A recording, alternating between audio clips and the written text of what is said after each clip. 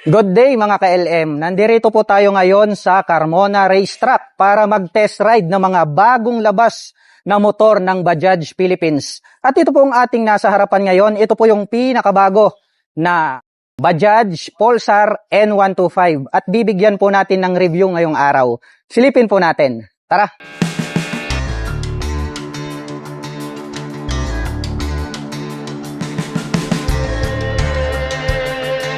Ang pogi din po pala talaga nito pong pinakabagong Bajaj Pulsar N125. Lalo na po ito pong kanyang body and design. No? 125 po siya pero napaka-brusko ng kanyang dating.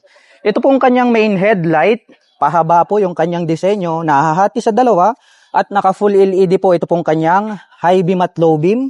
At parang mayroon po siyang daytime running light dito sa gilid. Ang angas din po, ito pong kanyang spoiler dito sa gilid. Violet color po siya. At located naman po rito sa top, ito pong kanyang mga nakapop up na bulb type na turn signals. At ito po ay gumagamit ng telescopic fork na black color para po rito sa kanyang front suspension. Nagkaroon po pala siya rito ng protection cover para po rito sa kanyang front suspension. At ito po ay gumagamit ng single rotor disc brake with 2-pot caliper na black color. Equipped na po ito ng CBS, also known as combi brake system. Meron po siyang additional na bilog rito na light reflector. At ito po ay naka-cast wheel, black color po ito. At meron po siyang decal rito na violet na nakaterno dito po sa kanyang front fender. At ito po ay merong sukat na 80 by 117 dito po sa harapan.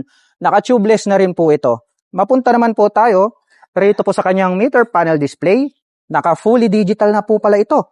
At nandirito naman po sa bandang itaas, ito pong kanyang mga light indicators. Gumagamit po ito ng mechanical key para po rito sa kanyang ignition. At ito po ay naka-naked handlebar. At pagdating naman po sa kanyang mga button selectors, meron po itong high beam, low beam, passing light. Meron siyang M button rito. Nandirito yung kanyang turn signal selector at yung kanyang horn.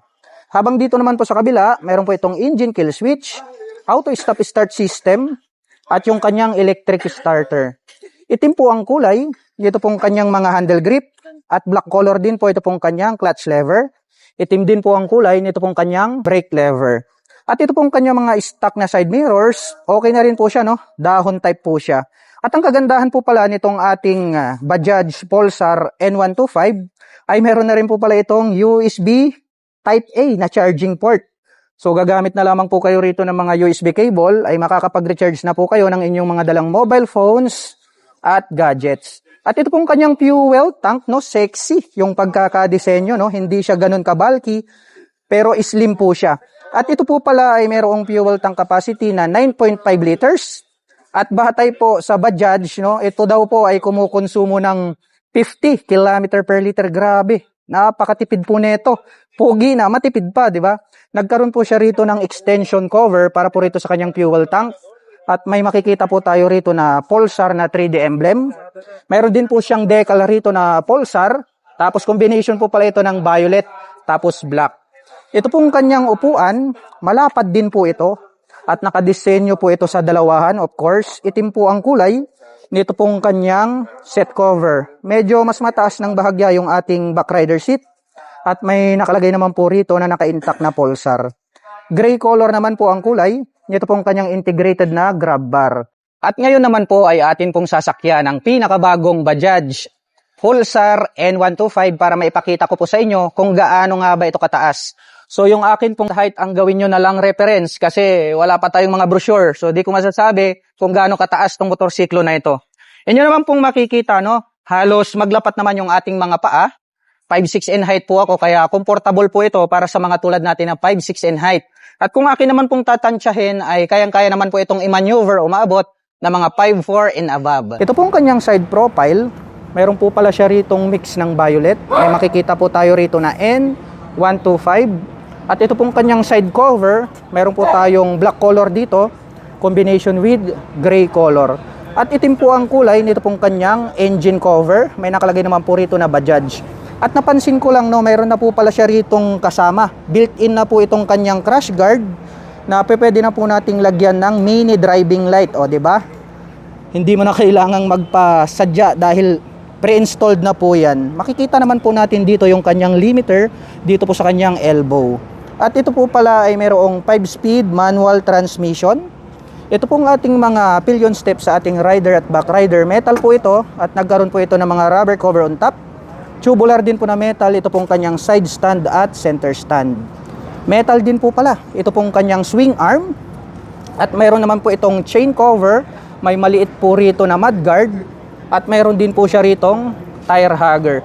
Mayroon po pala siyang susian rito na kung saan ay nabubuksan ng bahagya ito pong kanyang upper part na upuan.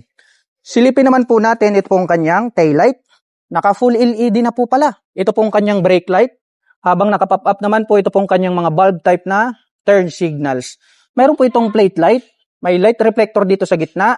At ito pong kanyang rear fender, ang kanya pong nagsisilbing plate holder. At pagdating naman po sa kanyang rear braking system, ito po ay gumagamit ng drum brake. So naka-drum brake po pala itong kanyang rear braking system. Habang dito naman po sa harapan ay naka-disc brake po siya. So anyway, equip po ito ng combi brake system. At ito pong kanyang cast wheel ay black color po ito. At ang sukat naman po ng kanyang gulong rito po sa likuran, ito po ay mayroong sukat na 110 by 80/17. Tubeless na po yan. At naka-hide po pala. Ito pong kanyang napaka-cute na exhaust pipe. Ayan, black color po siya. Hindi siya kagaya ng mga ibang mga motorcycle na nakalabas yung kanyang exhaust pipe. Ito po, nandirito po siya banda sa ilalim.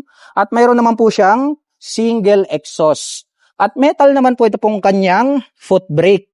At ang kagandahan po pala nito pong ating Bajaj Pulsar N125, mayroon po pala itong kickstarter.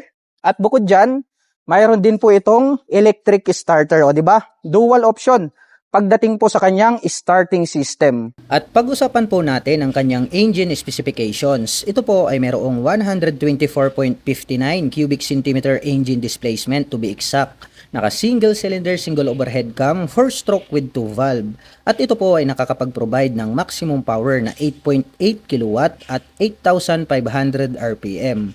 Habang nakakapagbigay naman po ito ng maximum torque na 11 Nm at 6,000 RPM.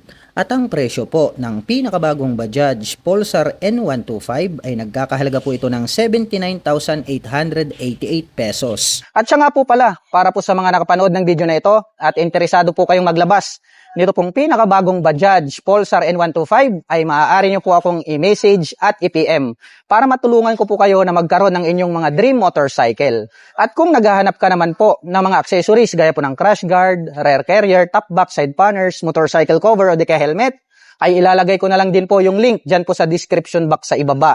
At isasama ko na rin syempre ang pinakamalupit na ating riding t-shirt. Meron din tayong mga riding jersey, no? Ang premium gears. Paki-check na lamang po dyan sa link sa ibaba. Kita-kits po tayo sa mga susunod na vlog. Bye!